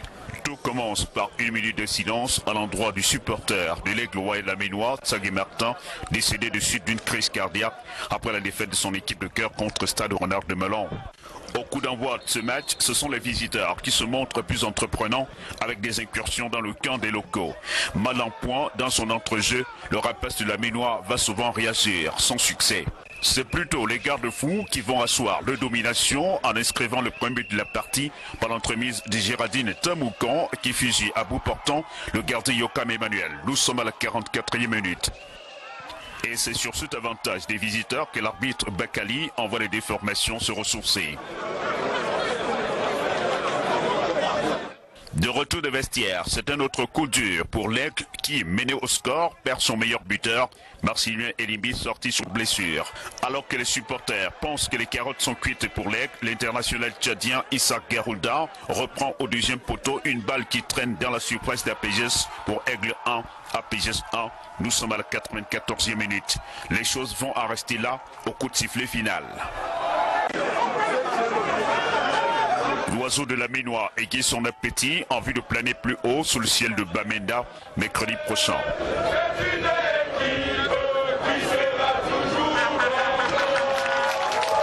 Rendez-vous jeudi prochain pour cette rencontre importante pour El Pacha, l'oiseau de la Ménoire, qui est également menacé de relégation. Le tout puissant de l'Ouest, le TPO, qui est également dans la zone des relégables. Le TPO sérieusement menacé cette saison sportive. On garde la tête froide du côté du Racine Bafoussam et tout le monde croit au miracle d'un maintien cette saison sportive en Elite One. Nos reporters, la Voix de l'Ouest, Jean-Paul Chugnat, le regard de l'Ouest, Djalachana, étaient sur le terrain de l'entraînement au stade de la Chifferie pour vivre une sortie du TPO, le tout-puissant de l'Ouest, à Bafoussam. Au sorti du nul manqué des mal classés de la 31e journée de Ligue 1, le premier relégable Racine de Bafoussam a vite tourné la page de la déception du nul face à Lyon blessé de Foutouni. La première match contre Lyon blessé de Foutouni, vraiment ça nous a quand même touché dès la fin du match, mais on s'est réveillé sur les réalités du football par le but qui a été refusé. Ça a été difficile à contenir parce que sur ce match, on a été vraiment frustrés. Je crois que je leur ai dit que c'est des compétiteurs. Il faut regarder devant, il ne faut pas regarder derrière parce que ça ne reviendra plus. La déception évacuée, Le tout-puissant de l'Ouest s'est remis aux entraînements au stade de la chefferie FESEP. Le groupe travaille avec une seule idée en tête, faire un bon résultat ce mercredi au stade de la réunification. Face à un concurrent direct, les Astres de Douala, 15e au tableau à 35 points. On a lâché trop de points à domicile. Et pour se maintenir en première division, il faut aller Douala arracher les 3 points obligatoire. Parce qu'on joue contre notre concurrent direct qui reste de la négation. Et mes coéquipiers et moi, nous travaillons sereinement. Nous savons que c'est une finale que nous n'avons pas à Douala vivre. C'est une ambiance de préparation d'une finale. Depuis lundi dernier, victoire, c'est le seul mot d'ordre au sein du TPO pour les 3 dernières journées, ô combien capital pour le maintien du club en Ligue 1. Mes coéquipiers et moi, nous savons que ce n'est pas bien de traîner l'étiquette d'un joueur qui a fait descendre une équipe. C'est la motivation première de tout un chacun. Et nous savons, avec un peu de l'expérience dans le groupe, on va tout faire pour aller dans le pion à ce. Ce qui est prépondérant pour nous en ce moment, c'est la victoire. On n'a pas d'autres moyens, on ne réfléchit pas. On a une finale à jouer. Elle ne va pas se disputer, elle doit se gagner. Parce que c'est notre destin. Entre notre destin se joue dans ce match-là. Ici, joueurs et encadreurs lancent un vibrant appel aux supporters du TPO à être présents dans les stades pour les 3 matchs décisifs contre Astre de Douala, Bamboutos de Bouddha et Stade Renard de Melon. Il dit que le TPO dit tout puissant de l'Ouest et on ne peut pas les lâcher. Donc ils viennent massivement au terrain. Je les promets qu'à mes coéquipiers et moi, nous ferons tout pour les rendre satisfaction. Le Racing, c'est pour tout l'Ouest. Alors donc tous ces supporters se lèvent comme un seul homme pour venir soutenir l'équipe à tous les niveaux et surtout dans les moments difficiles. Et puis je crois qu'au bout, on n'aura pas de regrets, on aura un espoir là. À cette phase retour, le TPO voyage très mal. En 7 journées, il a déjà concédé 5 défaites, 1 nul. Sa seule victoire à l'extérieur remonte au 20 juillet 2017 à la 24e journée. 2-0 sur le Dragon Club au stade militaire de Yaoundé. Premier relégable au tableau à 33 points avec un des records de 15 matchs nuls, le Racing de Bafoussam promet tout mettre en œuvre pour sortir sa tête de la zone rouge. Le TPO qui passe des moments de soutien dans Le TPO qui passe des moments de soutien dans ce championnat de Ligue 1, premier relégable à 2 points de son prochain adversaire, les Astres Football Club de Douala. Ce sera une finale pour ces 2 concurrents directs jeudi prochain au stade de la réunification de Douala-Bépanda. Le Racing Bafoussam aura également le cœur du côté de Bamenda pour suivre ce match entre l'Aigle Royal d'Amenois et Yon Sport Academy de Bamenda. Les 3 matchs en retard de la 31e journée se sont soldés par les scores nuls à Bouddha, Bamoutos, Union de Douala, 2 buts partout. Au stade municipal de Melon, stade Renard local et UMS, les champions sortants se sont séparés dos à dos, 1 but partout. Vous l'avez suivi dans ce reportage de l'éclair Takem, l'oiseau de la Ménois, Aigle d'Aménois, 1 à PGS de Fou 1. Le dernier virage démarre ce dimanche. 2 matchs programmés au stade militaire de Yaoundé. Dragon, les Tchatchata Boys qui vont recevoir les Mangwa Boys de Bamoutos de Bouddha, et le leader qui a un point seulement de son titre de champion de Cameroun et du sport de la Ligue face à la meilleure équipe de cette dernière partie du championnat, Colombe du Sud, qui a aligné sa 7e victoire consécutive dimanche dernier. Une équipe de Colombe du Sud qui a foncé davantage le Kwakum, le canon sportif de Yaoundé, le canon qui fait ses adieux à la première division, le championnat d'Elite One. Pour certains, le canon de Yaoundé aujourd'hui, c'est une équipe qui a été complètement abandonnée par certains, un canon de Yaoundé otage de ceux qui voulaient plus se positionner comme leader, dirigeant de cette formation, un canon qui n'a pas su se réinventer davantage comme une équipe professionnelle, Clément Zeko. Et ça fait longtemps que ça dure, au moins 4 ou 5 ans, on n'a pas cessé de tirer la sonnette d'alarme pour dire que ce canon qui a plusieurs factions finira un jour par tomber sur l'effet de son propre poids. Et tous ceux qui sont venus dans le canon sont venus pour utiliser le canon comme un tremplin pour pouvoir se donner une place au soleil. Aujourd'hui, le canon est dans, vous l'avez dit, sous tiède véritablement, et c'est regrettable. En début de saison, on avait 3 ou 4 factions de canon. À un moment donné, on nous a laissé entendre qu'effectivement, on a fumé le calmier de la paix et que désormais, il n'y avait qu'un seul canon. Donc ce seul canon-là est descendu et il va falloir maintenant que tous ceux qui se battaient pour le canon doivent véritablement se réunir autour de ce canon-là pour remettre le canon où ils ont trouvé. Parce que n'oublions pas, Canon est en train de tourner autour de 87 ans. Canon a porté l'auréole du Cameroun le plus haut possible pendant longtemps, très longtemps déjà. Beaucoup de Camerounais se sont sentis fiers et ont bombé le torse par moment, simplement parce que le Canon, à un moment donné, a donné à voir qu'il fallait pouvoir compter avec. Aujourd'hui, patatras, le Canon tombe sur l'effet de son propre poids. Et ce n'est pas les hommes pour pouvoir lui donner l'oxygène qu'il lui faut, qui manque. Mais c'est simplement que l'égoïsme et parfois l'égocentrisme de certain nombre de personnes ont milité à ce que le canon soit jeté aux orties. Et aujourd'hui, on n'a plus que nos larmes pour pleurer ce canon. Nous osons croire que ce canon qui s'en va ne va pas disparaître. N'oublions pas que très souvent, lorsqu'une équipe mythique descend, s'il n'y a pas une réorganisation sérieuse autour d'elle, elle risque de s'enfoncer davantage. Parce que le poids qui a maintenu cette équipe en altitude va être tellement pesant que c'est qu'elle aura, quand elle aura touché véritablement le fond, qu'elle pourra remonter. Merlin Choufack, il a été organisé plusieurs réunions des opérations de sauvetage du canon de Yaoundé. La paix des braves s'est enchaînée au sein du canon de Yaoundé pratiquement depuis 4 ans, mais cette fois-ci c'est le chaos. La paix romaine, comme dirait quelqu'un. On s'embrasse face à face, mais dès qu'on a le dos tourné, on peut s'entretuer. Je dis que c'est extrêmement décevant pour une équipe de 87 ans. Moi, j'aimerais poser des questions qui sont purement structurelles. Où est le centre multitechnique du canon? Vous avez 87 ans. Quel est votre centre de formation? Où sont les différentes catégories de formation chez le canon? Quel est le centre de formation des entraîneurs du canon? Où est l'école des cadres, des managers du canon sportif de Yaoundé? Où est l'école des supporters? Quelle est la structuration du canon?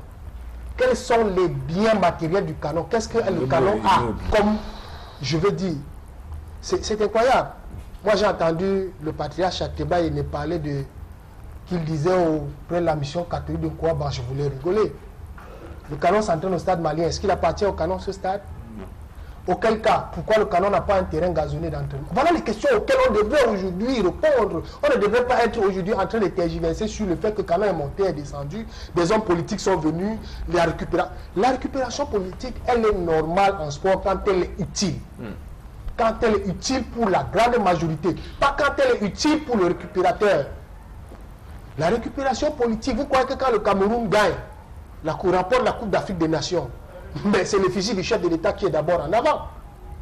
Maintenant, pour qu'il continue à parfaire cette image-là, il vous offre l'ANAFOOT, il vous promet la construction des stades, on est à 700 milliards, on vous promet la construction d'une nouvelle ING. C'est ça, le développement du sport. Le canon devrait en lui-même, devrait déjà aujourd'hui avoir une structure qui lui permet de ressurgir des fonds baptismaux. Parce que ça, la remontée va être extrêmement difficile. Quand vous voyez les Bamboulets, les clubs qui sont en deuxième division, c'est incroyable.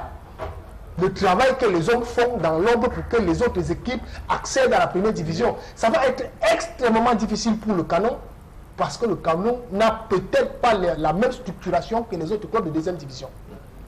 Sérieusement, honnêtement, le canon n'a peut-être pas, n'a même pas la structuration d'APGS d'un fou. Ce qui est incroyable. Un club qui a 87 ans. Bon, je m'arrête là, je ne veux pas aller plus loin parce que... Et l'équipe du canon aujourd'hui, Basileus, qui a été le canon est passé plombé par ces querelles intestines, finalement, c'est sur le plan sportif, le Kwakouma payé cash. Oui, je pense que le Kwakouma payé cash, et ça, il faut le dire, parce que quand on veut réussir, il faut tenir compte des facteurs qui sont les facteurs de réussite, qui sont les facteurs d'efficacité.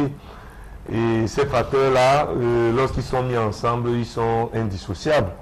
Donc le canon aujourd'hui ne paye que le fruit de la non prise en compte de ces différents facteurs. Parce que tout à l'heure, on a parlé d'un premier facteur qui est l'environnement. Vous allez vous rendre compte que le canon, ce n'est pas un environnement sain. Et si on veut parler d'environnement, on mettra tout dedans pour comprendre que cette équipe-là, dans cette situation-là, ne peut avoir que ce résultat-là. Donc, après l'environnement, on parlera peut-être du staff technique. On sait tous que la saison dernière, le canon a eu du mal à se sauver. Donc un entraîneur a sauvé cette équipe, Issou Fatou, à la dernière minute. Et puis en début de saison, ça a été des tergiversations pour recruter un entraîneur, pour composer un staff digne de ce nom. Et lorsqu'on a du mal à mettre un staff technique qui va bâtir une équipe en place, vous vous retrouvez sur le problème de la qualité des joueurs. La qualité des joueurs, le canon, c'est quand même un prestige. Mais aujourd'hui, quand vous regardez les joueurs qui jouent dans le canon, vous vous demandez même, ils ne sont même pas talentueux et tout. On a du mal à vraiment comprendre que c'est le canon qu'on a connu. Et à côté maintenant, vous avez eu votre staff, votre environnement. Dans quelles conditions on est pour travailler? Donc les conditions de travail. Le label canon de Yaoundé a été dévalué. Oui, il a été dévalué. Maintenant, après les conditions de travail, vous allez mettre là-dedans les moyens financiers. Aujourd'hui, nous sommes dans l'organisation des équipes où on parle beaucoup plus d'entreprises. On n'est plus dans le cas des associations. Comment encore en entreprise on parle des comités, des conseils des sages et tout, on parle des conseils d'administration et tout. Donc il y a tous ces problèmes-là qui rentrent là-dedans. Il y a le problème de management où les gens se tirent, ils se bataillent, il n'y a pas un suivi qui s'enchaîne au fil des matchs. Et au fil des matchs, l'équipe va de décryptude en décryptude. Et puis au niveau de la communication, rien n'est fait.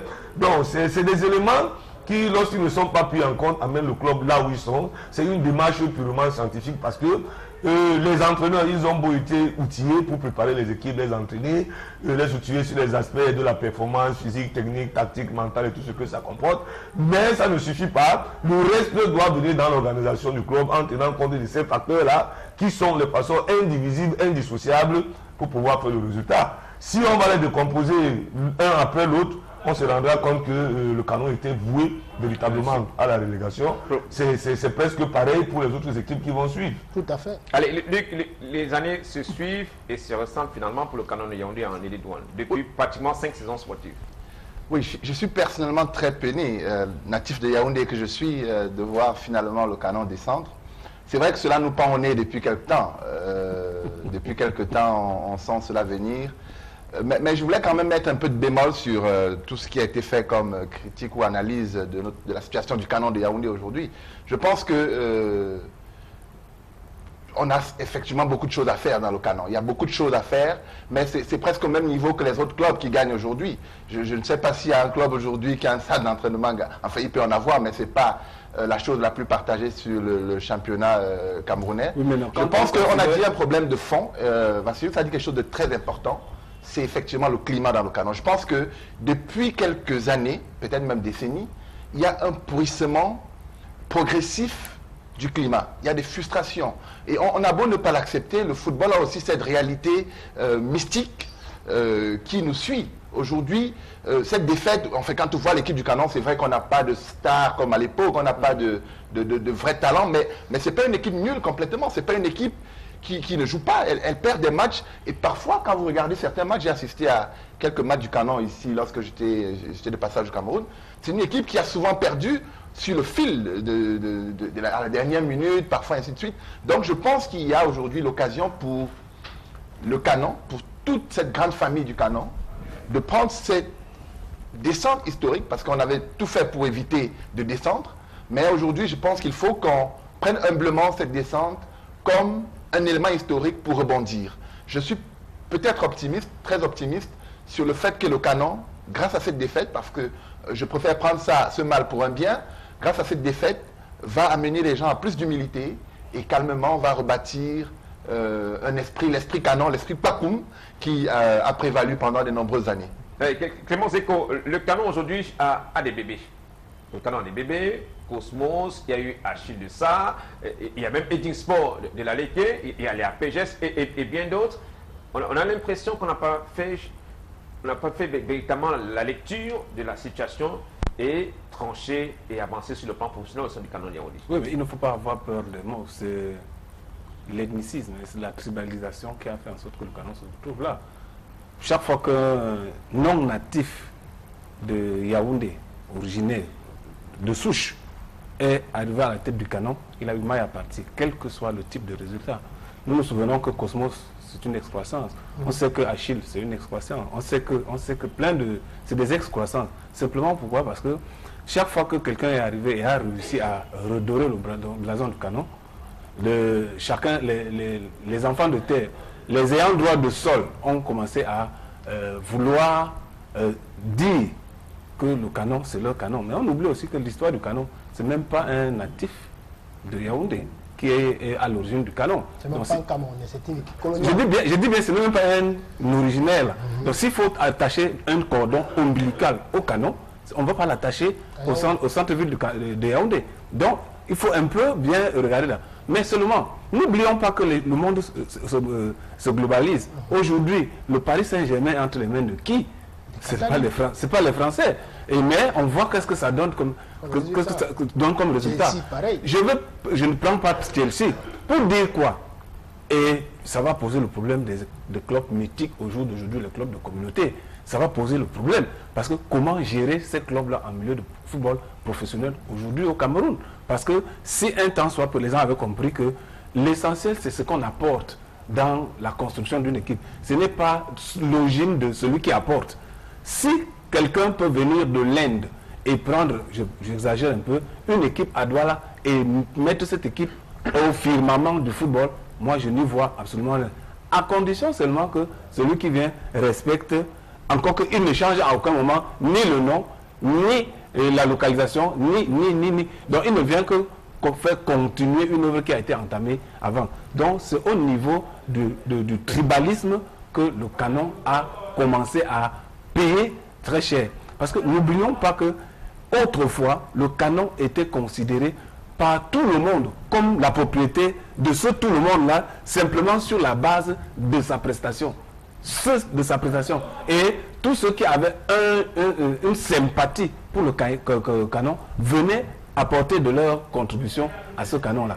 Mais aujourd'hui, avec ce tribalisme à outrance qui est survenu, on se rend compte que le tout n'est pas d'être un enfant du sol, c'est d'être capable de porter l'objet du sol dans son cœur et d'y mettre les moyens nécessaires pour donner l'auréole à cette chose-là.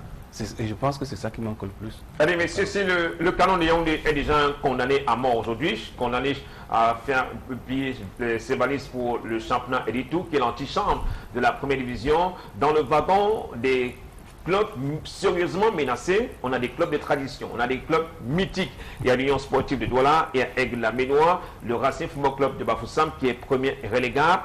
Aujourd'hui, le canon prend cette direction de l'Elitou. Est-ce qu'on peut dire déjà que c'est l'échec de réforme au sein de ces différents clubs dits mythiques, des clubs de tradition, comme le canon de Yaoundé, le TKC qui est en Elitou aujourd'hui, le Racing Bafoussam, l'Union sportive de Douala, Franck Apiche a commencé à redonner une certaine âme à cette équipe de l'Union de Douala, mais ailleurs, pratiquement, c'est l'amateurisme qui a fait son lit. Concernant, je vais prendre l'exemple de l'Aigle de la Mémoire. Pour pas que l'on parle de tribalisme, parce que j'ai été très sévère envers le canon. Quelqu'un m'a rappelé que l'Aigle avait entre 57 et 75 ans sur Facebook. Et je lui ai demandé où est le centre de formation de l'Aigle. Où est son terrain? Quel est son patrimoine? Les mêmes questions que j'ai posées pour l'Aigle, je les posées pour Canon. Nous en sommes là. Nous sommes dans des...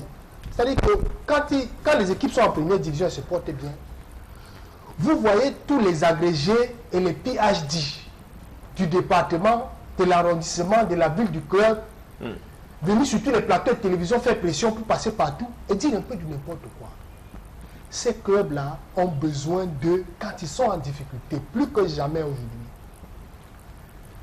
les clubs qui descendront en deuxième division et qui sont des clubs de tradition auront besoin de structuration profonde, de nettoyage de fond en comble. Autant je peux être, comme Clément l'a dit, contre tout tribalisme dans le canon de Yaoundé, autant je suis extrêmement opposé à la moindre idée tribale dans l'Aigle Royal, la Ménois, dans le Racing Bafoussam. Oui, quitte à ce que ces équipes aillent une ou deux divisions encore plus bas, à condition de restructurer ces équipes-là, ces entreprises, parce que c'est aujourd'hui des entreprises. Le FC Barcelone a 129 000 membres. Est-ce qu'ils peuvent s'imaginer un seul instant que le FC Barcelone n'a besoin d'aucune publicité? C'est la structuration à la base. Céder la direction du Caïman de Douala à un fils du Mungo ou alors à un Batimpo. Au plus compliqué. Je vais vous dire d'ailleurs que la commission contre la trésorière du Caïman est une dame originelle, la Ménois. Vous savez ça. Donc, il y a des choses à faire. Ce n'est pas la région qui importe. C'est ce qu'on apporte et ce qu'on veut de ce club-là. Moi, j'ai des oncles qui sont supporters de la Panthère sportive du D. Ça ne supporte et ça ne gêne personne. Ces clubs dits de tradition ont besoin de passer un cap, de passer le cap du professionnalisme. Et ce cap-là, il est simple, c'est celui de mettre les hommes qu'il faut à la place qu'il faut. On ne regarde pas la couleur des yeux, on regarde s'ils ont le cerveau nécessaire pour amener les gens là où on veut aller. Les conservateurs sont toujours présents. Oui,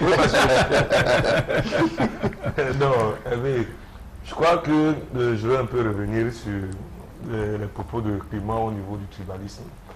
Je crois que parler de tribalisme, c'est quand même très poussé, parce que ici, il faut parler d'identité. Parce que chaque équipe aujourd'hui, même si on fait un repli pour parler de l'histoire du football, à la base, à la Genève, vous allez vous rendre compte que les équipes qui ont été les pionniers ou les pionnières dans le football camerounais ont eu cette identité qui les rattache soit à une ethnie, soit à une race, soit à un village. Ça, on ne peut pas se départir de cela. Ça n'a rien à voir avec la volonté des partisans de ce village, ou ça n'a rien à voir avec la capacité des partisans de ce village à mettre des statuts ou une organisation qui peut permettre, sans toutefois enlever l'identité aux personnes n'appartenant pas à cet environnement, de pouvoir entrer pour la gestion du club. Cela n'enlève en rien cette identité, parce qu'il ne faut pas se départir de cela. C'est ça l'histoire de notre football. On sait que le Rustre de Douala a été à l'époque une équipe du canton Bellois. Le Caïman, ça a été une équipe, a toujours été une équipe du canton Aqua. Le Léopard, une équipe du canton d'Aïdo. C'est la Dynamo, une équipe du canton Bassa. Quand on prend la scène de Bafoussam, on sait directement, parce que si je vous cite le Racine, la Panthère, du Nusport, vous allez immédiatement retrouver là-dedans l'identité d'un peuple qui se reconnaît à travers son équipe. Et lorsqu'on ira à Yaoundé, on prendra le cas du Dragon de Yaoundé, on prendra le cas du Touné, on prendra le cas même du Canon, ainsi de suite, ainsi de suite, ainsi de suite, ainsi de suite. Donc, le problème ici ne se pose pas au niveau de l'identité de l'équipe. C'est normal. Si ça se passe à l'étranger, c'est-à-dire que dans tous les championnats, vous allez arriver au championnat de France, on va vous parler de Marseille, on va vous parler de Corse, on va. Le problème, c'est à la capacité d'organisation, à la capacité de mettre sur pied des statuts et de trouver des hommes capables de diriger ou d'animer. C'est d'enseigner le leadership. Parce que qui se bat, c'est les enfants d'une même tribu. Donc à l'intérieur, on ne peut plus parler de tribalisme. Pourquoi est-ce qu'ils ne s'ouvrent pas ailleurs? Moi, j'ai connu le Caïman par le passé, où on a eu un nordiste, M. Hassan, qui a été président du Caïman, sans que ça ne pose un problème quelconque aux Aquas. Donc le problème, c'est celui qui vient, parfois il a besoin de garanties.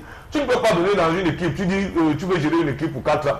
Parce que dans ta gestion, forcément, tu vas mettre des moyens qui vont générer des retombées. Le problème tout le temps, c'est les émissions. Parce qu'on n'a pas fait des tests assez forts qui garantissent le fonctionnement de l'équipe et qui permet à celui qui prend la reine et la tête de l'équipe de pouvoir jouir à fond et le développement du projet qu'il veut amener au sein du club. Donc c'est beaucoup plus un problème d'organisation sur le terrain et non un problème d'identité tribale. Non, attends, tu sembles ne pas bien me comprendre. Je vais prendre un exemple plus concret. Lorsque le président Feucheux prend la Panthère sportive du Ndé en 2e division, il réussit à remonter cette équipe. Il gagne la Coupe du Cameroun. Il se met dans une droite ligne. Et après, quand son erreur commence à monter, on se rend compte que non, il n'est pas banganté, son père est de ceci, c'est sa mère qui est d'ici, son père est de Bandjoun. Il va créer Feucheux. Donc, pour le simple fait qu'il ne soit pas de banganté pure souche, père et mère, on oublie que pendant longtemps, il a saigné de sa poche, il a remonté l'équipe, il a gagné une Coupe du Cameroun. On lui dit non, rentre chez vous. C'est comme ça qu'il fait la Panthère, il laisse la Panthère pour faire une excroissance. Feucheux devient une excroissance de la Panthère. Simplement pour dire quoi? C'est le tribalisme. Parce que la Panthère est certes la Panthère du Ndé aujourd'hui. Mais toute personne qui peut venir rehausser l'éclat de cette équipe est la bienvenue. Il ne faut pas demander quelles sont les origines. C'est clair. Et je dis bien, pour ce qui est du canon, je prends le canon l'exemple le plus récent, avec Mbombo. Quand Mbombo arrive dans le canon, il commence à... Qu'est-ce qu'on lui dit? On lui dit qu'il est de Bafia, il est du Mbam. Rentre chez toi. Pourquoi Wome n'est pas devenu président du Canon? Et cette année-ci, le problème de Wome. Donc c'est pour dire qu'il y a le tribalisme. Ne nous voilons pas la face. Ne nous cachons pas derrière notre forme de main. Disons les choses telles qu'elles sont. Aujourd'hui, les équipes de tradition et mythique ont un souci de réorganisation et d'adaptation aux nouvelles, à la nouvelle donne du football, du sport dans sa globalisation. Il faut pouvoir comprendre ça. Et c'est pour ça que je dis que Paris Saint-Germain est entre les mains des Qataris. Ce ne sont même pas des Français, des Qataris. Donc, est-ce que nous sommes prêts au jour d'aujourd'hui au Cameroun, par rapport à nos équipes mythiques, d'accepter que quelqu'un d'autre vienne prendre l'équipe pour pouvoir gérer? Voilà la question. Il faut bien sûr cette ouverture. Alors, la situation est chaotique pour le Canon de Yaoundé. On fait plein de fixations sur le Canon de Yaoundé. Exact. Mais la situation est chaotique pour le Canon de Yaoundé. Absolument. Et cette situation parle aux autres clubs dits de tradition, des clubs mythiques. Et on peut en citer aujourd'hui. Bien sûr. La Panthère, l'Unisport du Hongkong, l'Union de Douala, Dynamo de Douala, Racing de Bafoussam, Aigle de la Ménois. Ce que je voulais dire, Vassou l'a très bien dit, hein, je pense qu'il ne faut pas lever finalement au football, au sport de manière générale, c'est superbe. Le sport, on s'identifie à une équipe pour beaucoup de raisons. C'est-à-dire qu'en Europe, j'ai été en Allemagne, vous allez voir quelqu'un, parce qu'il vit à Berlin, mais parce qu'il est originaire de Munich, il te dit, il supporte Bayern de Munich, mais ça reste dans un esprit très convivial.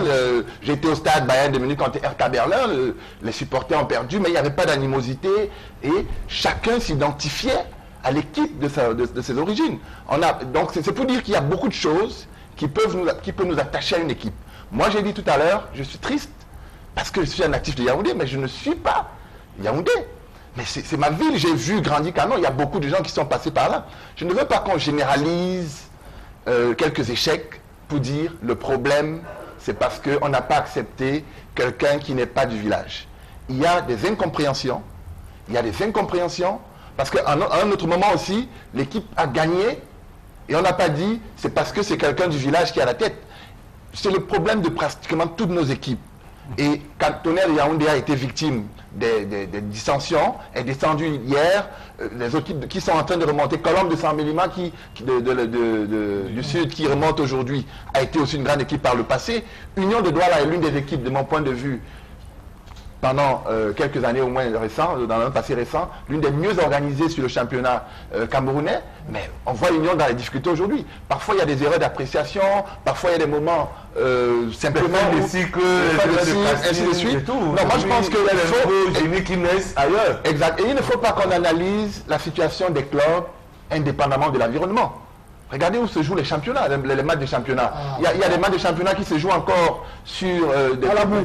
Donc c'est pour dire que je préfère qu'on modère un peu cette analyse, cette critique envers les clubs en disant qu'il faut un progrès d'ordre général. Les clubs qui ont des difficultés aujourd'hui, ce n'est pas uniquement parce qu'ils n'ont pas des moyens financiers. Je pense qu'il y a un problème d'entente, de coordination, d'esprit, de restructuration. Et je pense que ça va passer. Je pense qu'il y a un vent du changement qui est en train de souffler. L'équipe leader aujourd'hui est digne. Et Digne s'entraîne au stade Mateko. Ils n'ont pas de stade à eux-mêmes, mais ils gagnent. Donc je pense qu'à un moment donné, il y a une dynamique qui fait gagner les équipes. Il y a parfois, comme disait Vassilius, un moment d'enthousiasme peut-être lié à la naissance d'une équipe, mais après ça ne peut pas rester comme ça. Il faut penser les équipes sur le très long terme. Et je crois que si Canon a un mérite aujourd'hui, tu parlais tout à l'heure de 80 ans aujourd'hui, 87 ans, il y a quelque chose de très bien. Il y a beaucoup de clubs qui naissent aujourd'hui, qui vont venir pendant 2-3 ans, on va penser qu'elles sont bonnes, et puis on ne revient plus. Moi je pense qu'il faut plutôt que les clubs mythiques, ces clubs bâtissent. D'ailleurs, c'est un atout pour ces clubs. Bamboutos de Bouddha aujourd'hui, c'est les matchs les plus populaires parce qu'il y a un soutien. Tout le monde s'accorde à dire que c'est le club le plus populaire.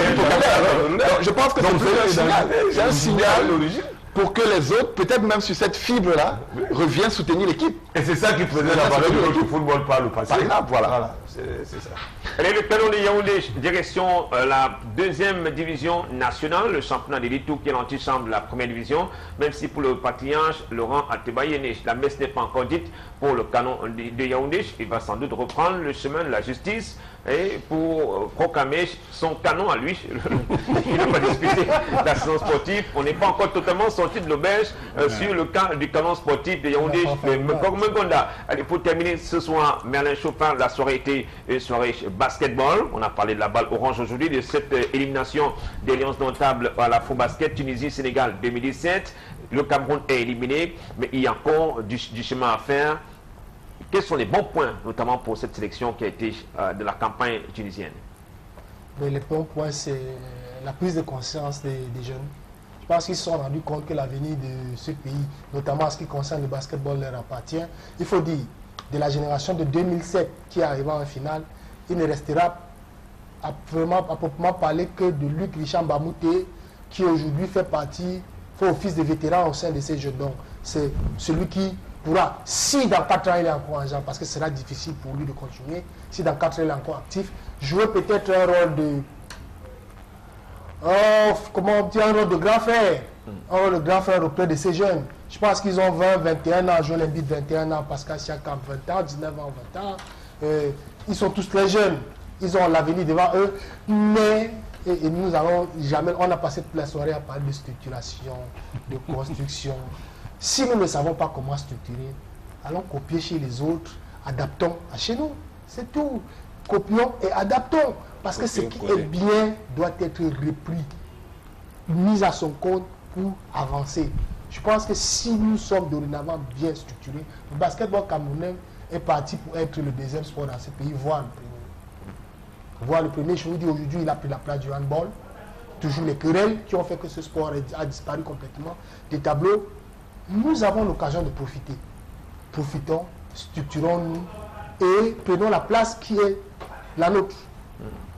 Voilà. C'est-à-dire la deuxième ou la première? La deuxième ou la première, nous avons la possibilité. Écoutez, nous sommes l'un des rares pays, je le dis encore, nous sommes l'un des rares pays à avoir 4 joueurs qui sont nés et qui ont grandi au Cameroun. Parce que les gens vont me dire en Afrique, le Nigeria... Siakam a été école de basket et bien d'autres. Voilà, Siakam a été à Souk. Je dis, le Nigeria vient de placer 5 joueurs dans la dernière draft NBA. La majorité sont nés soit aux États-Unis ou en Angleterre, presque tous. Nous avons 4 joueurs qui ne demandent rien, c'est-à-dire qui n'attendent que la structuration professionnelle nécessaire pour les accueillir. Nous avons un socle. Ce socle-là ne doit pas être détruit, comme les gens au ministère ont détruit le socle de l'équipe d'âme de 2015. Ce socle-là doit être entretenu, maintenu, même dans les difficultés, avec le peu de moyens que nous avons, une organisation optimale et surtout mettez les experts à leur place. Et c'est pas moi qui le dis, ils l'ont démontré, tous les Camerounais l'ont vu. Et sachez, et vous savez très bien que les Camerounais, 6e sens extrêmement avancé, ils sont les premiers à vous dire, nous ressentons là quelque chose d'extrêmement positif, quelque chose d'extrêmement promoteur pour demain. Donc, il y a de quoi faire. Il y a du grain à moudre. Voilà. Énormément de choses à faire. Merci Merlin Chopin. On va également dire merci à Luc Noumessi de passage au Cameroun. Monsieur le manager général de BTFC qui désormais va tenter de tutoyer les géants FC Mounana, Akanda FC et bien d'autres sur place à Libreville au Gabon. Tout à fait, Beto, c'est cette académie que nous avons découverte ensemble lors de la CAN. Et d'ailleurs, c'est une académie qui se veut être l'élite, le centre de la formation de l'élite du football mondial. Donc cette année, on fait un pas de plus. Après la formation des jeunes, nous allons engager l'aventure du football d'élite. On a fait un recrutement de choc cette année et je crois que vous entendez parler de Beto assez souvent. Et d'ailleurs, en décembre, nous venons... Déjà en décembre, nous venons au Cameroun avec les catégories jeunes pour participer au tournoi de Limbé avec les différentes académies ici. Je pense que le public camerounais aura l'occasion de voir le travail de cette académie, de voir une autre dimension de la formation. peut-être que ça inspirera cet homme mythique qui en peine à former des générations futures. Qui ont besoin de vous. Allez, merci d'être venu. On dit merci également à nos experts consultants du vendredi, Clément Zeko, M. Kalamoutié, merci beaucoup. Merci beaucoup, je dis merci et je salue le commissaire Adamou Paul. Merci également à Bacillus. Bonsoir, merci monsieur. Le plaisir a été partagé, hein. Je pense qu'on a été satisfait. Et les amateurs de la balle orange, toute la sphère du basketball national, réveillez-vous. Il faut faire du LOLBI pour attirer toutes les stars du basketball pour les prochaines campagnes de la FOBasket sur le continent africain. Il faut promouvoir les travailleurs, il faut promouvoir le travail. Merci à tous, excellente soirée, merci de rester sur Equinox Télévision. Allez dans les stades pour vivre les spectacles et on se donne rendez-vous la semaine prochaine. Salut, bonsoir.